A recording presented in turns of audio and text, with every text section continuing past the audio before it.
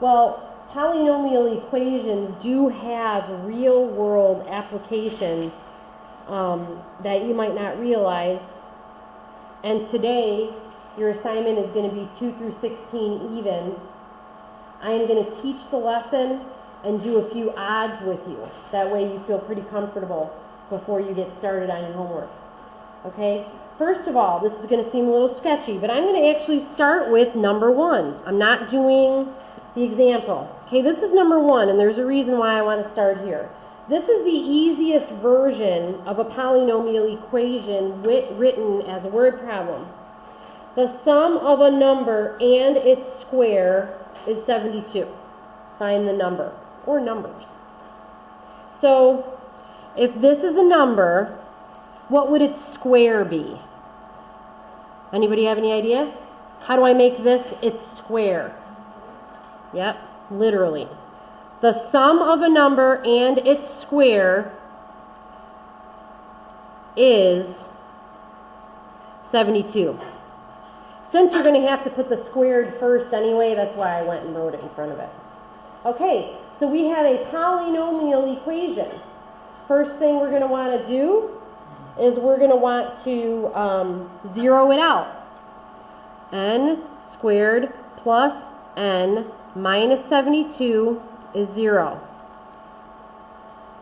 Factors of negative 72, that'll give you a positive 1. That's the coefficient here. Anybody see it? Factors of 72. Going to have an n minus and an n plus, right? 9 and 8, which one's the 9? Positive or negative? Very good. The 9 indeed is positive because we want to have a positive 1n in the middle. All right. So as we record our video and we continue working, we're going to go ahead and solve for the possibilities that would give us the sum of a number and its square being 72. Okay? Just like yesterday, we're going to solve here and solve there. Looks like n can be 8 or n can be negative 9. Okay? You want to test it? I think that would be fun. Of course I do. So the sum of a number and its square. That's true, isn't it? Not that you can see the fluorescent green. The sum of a number and its square.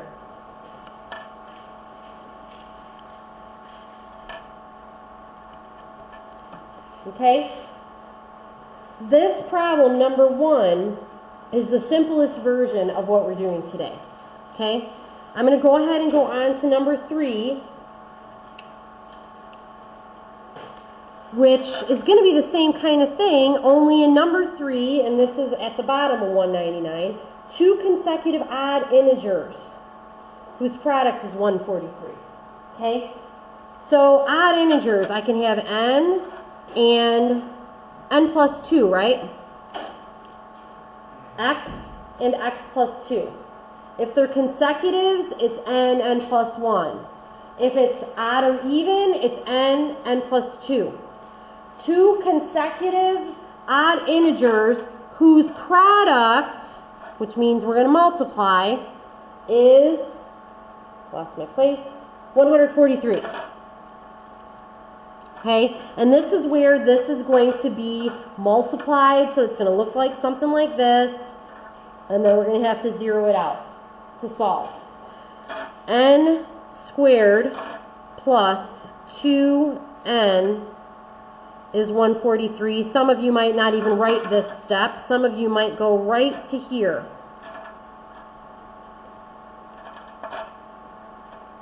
Okay, so what numbers are 2 apart? 13 and 11 is exactly right. 13 and 11. Okay, but so we're going to have n, and positive 13, negative 11. Okay, this one's a little bit tricky. So you're going to say to me n plus 13, so n is negative 13, right? N minus 11, so n is a positive 11, right? Well, a number and its square. So if I take negative 13 and add it to 13 squared, do I get 143? Do I get a 143 there? No, this isn't a number and its square. It's a number and a consecutive odd. So, sorry, I started doing the one above. So, if I do 11 and 13, I do get 143, right? Yes. Sorry. Thank you. What about negative 11 and negative 13? Do I also get 143?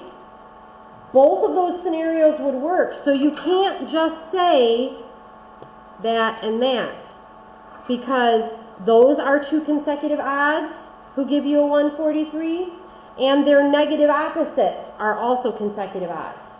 Okay, so your solution set is going to be negative 13, negative 11, 11, and 13. Okay, any of those would work, this way or this way.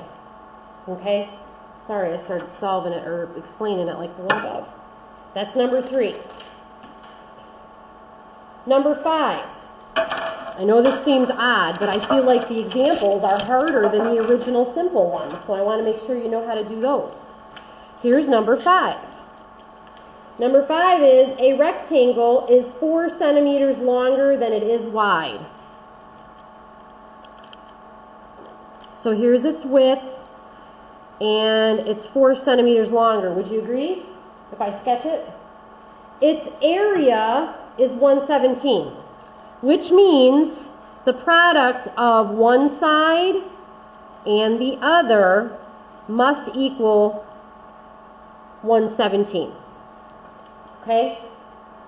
So a rectangle is 4 centimeters longer than it is wide, and the area of this rectangle is 117 centimeters cubed, squared, which means length times width is area.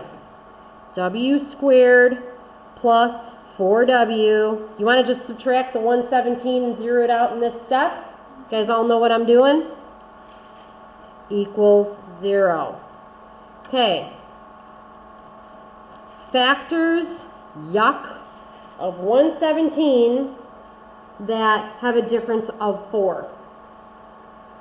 I happen to have the answer book, so I know it's 13 and 9, but you all could easily have figured that out too. So it's W plus 13 and W minus 9, right? Now here's where it gets interesting. W plus 13, so the width has to be a negative 13. W minus 9, the width could be a 9. Can you have a negative measurement? Absolutely not. So automatically we are going to throw out a negative measurement. And we're going to start with the one that's positive, because if you're measuring something, dear Lord, it better not be negative. Okay? Which means the area or the sides lengths are 9 and 13. That is your answer. Okay? 9 by 13. Okay? Number 7 is the same way. Don't worry, I'll get to the actual lesson. But I wanted to do some simple ones before I do the hard ones in the lesson. Number 7. The area of a right triangle, so base times height divided by 2 is, lost my place, 44 meters squared. All right? Find the length of its legs if one is 3 meters longer than the other. Okay? So I'm going to call this one N, and the longer looking one, N plus 3. Okay? Base times height divided by 2 is 44 meters squared.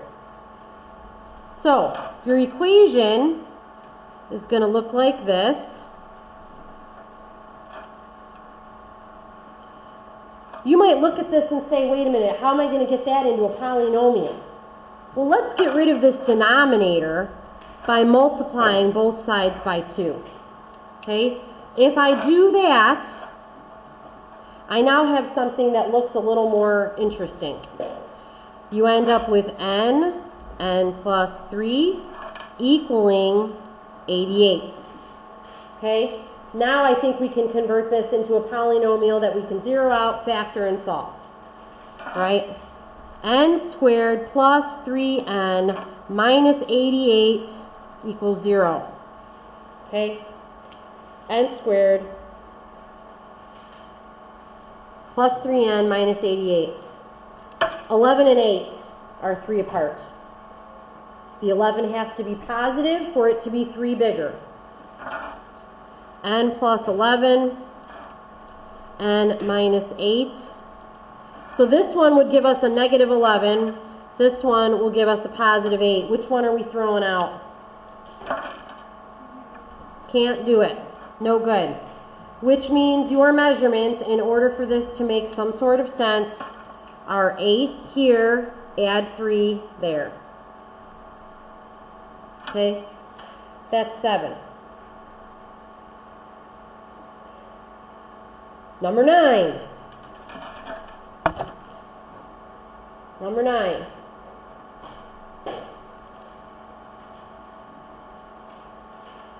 The hypotenuse of a right triangle is 25 meters long. Joan into the office, please. Joan into the office. No, I should be on number 9, shouldn't I? The top of a 15-foot ladder. The top of a 15-foot ladder. This is wall. This is floor.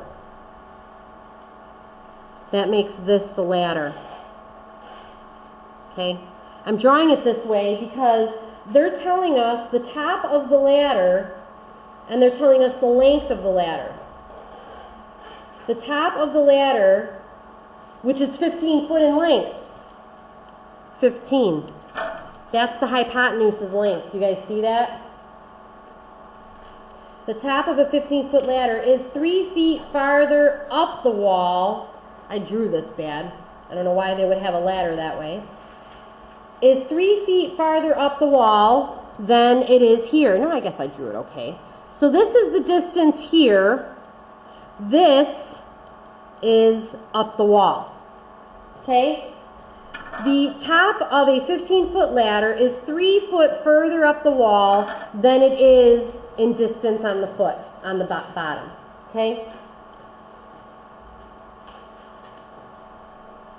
How far is the foot of the ladder from the bottom of the wall? So they want to know this. Any of you geometry people remember a squared plus b squared equaling c squared? The Pythagorean theorem. A squared plus b squared equals c squared. Leg squared, hypotenuse squared. So, the base added to the height up the wall is equal to the hypotenuse squared. Okay? A squared plus b squared equals c squared. So let's do this. D squared plus, so you end up with d squared, twice the product of a and b, which is 6d. All of that equals, what's 15 squared? Anybody know by heart? I don't go that far. 225. Okay? A squared plus b squared equals c squared. Combining like terms and zeroing out. I'm going to do that all in one step. 2d squared plus 6d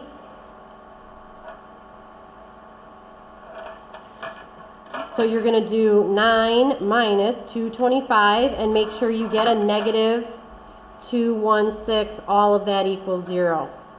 Man, this is a tough one to factor. So 2d squared plus 6d minus 216. You might be looking at this thinking, I will never figure this out. Well, remember in the rules of factoring, first you want to see if there's a greatest common factor. Is there one? 2, 2, 2.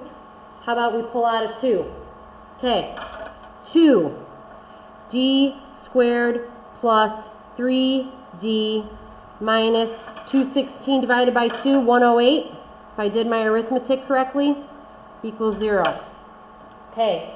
So now we need to factor 108 to get 3. It's going to be a plus and a minus. Any ideas?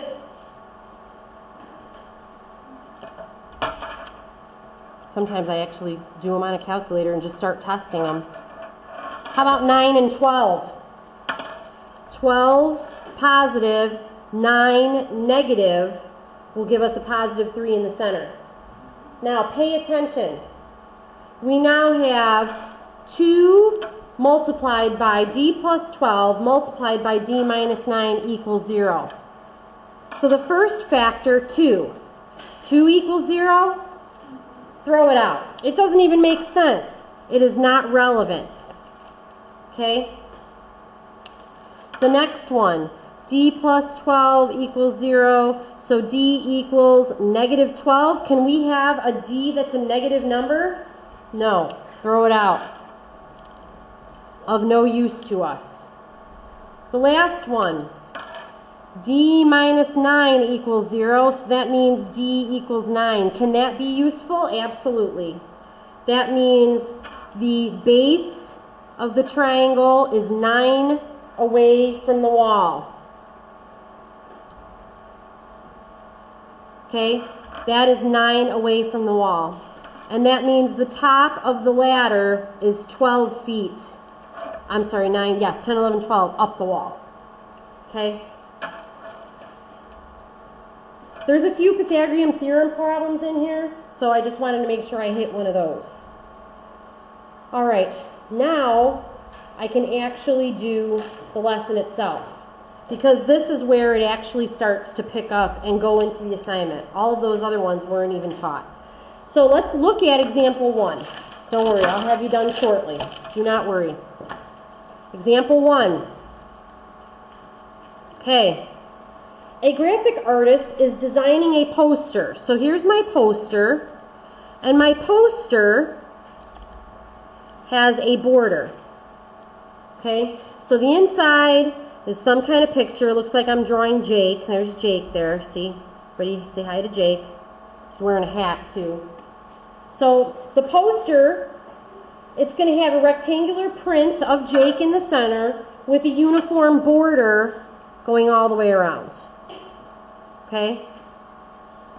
That's what we're looking at. The print will be twice as tall as it is wide. Okay, so the print, we're talking about the picture of Jake, is going to be twice as tall as it is wide. Okay, so the height of it is 2w, the base, and this is just the picture, is w. The border is 3 inches. So that means from here to here is 3. Here to here is 3. Here to here is 3. There to there is 3. Okay? With that information, I can ascertain, and I'm just going to write this down, that the width of the poster is w plus 6. 3 on the right, 3 on the left, added to w. I can also tell you that the height of the poster is 2w plus 6. 2w added to 3 and 3. Okay? If the area of the poster is to be 680 inches squared, what are the dimensions of the print? Okay. Multiply this item by this item, come up with 680, and solve then back for the W's of the print. Okay? So here we go. W plus 6 times 2W plus 6 equals, what they say, I can't remember, 680. 680. Okay? Now, one thing they do right off the bat is they factor that 2 out, which you can do, actually, or you can multiply it and then factor it out after the fact, like I did in the last one. Okay? But I would, just to be easy, pull that 2 out, because you know that 2 does not equal 0 in the end of the day. 2, W plus 3, W plus 6 equals 680. Okay? Now, you didn't have to pull this out now. You could have pulled it out later, like I did here. Okay? But, whatever. I think it's easier to pull it out now. So, this times this times this equals 680. When you get this subtracted over, you're going to find that 2 does not equal 0. But to clean this up, we're going to divide by 2 instead of multiplying it.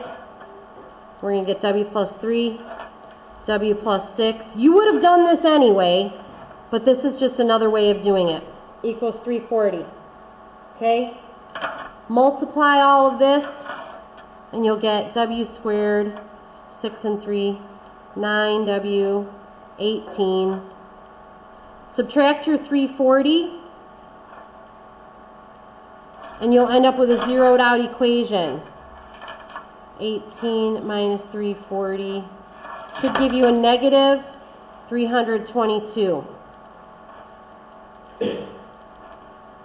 Now we have to factor this mess again. Factors of 322 that have a positive 9W as their sum. Lucky for us, this one's already done. 14 and 23.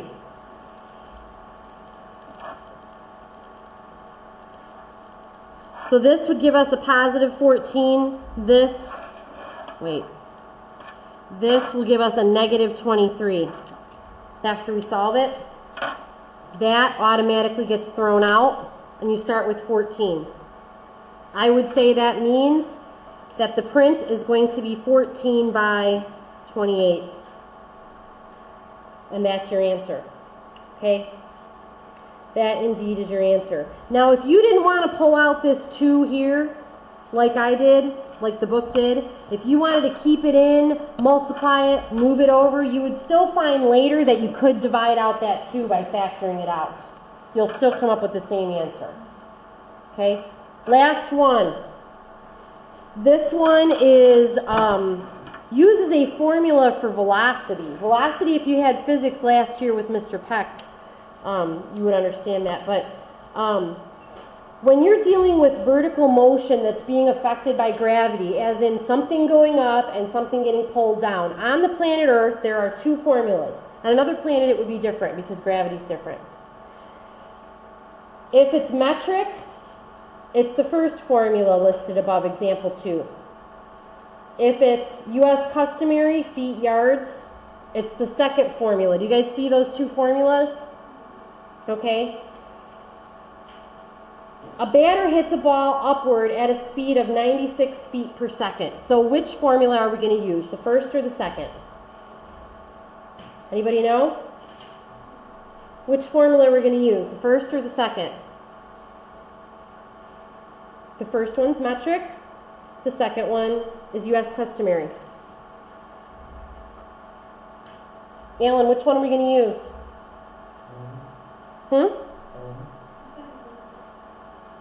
Alan, Alan, I didn't hear you. I'm sorry. Why? Okay, look at it again and tell me why. Look at it again and tell me why. The paragraph above says there are 2 formulas. One is for metric, one is for feet, U.S. customary. The word problem that is example 2, does it give you metric or feet? Moss, show him. showing.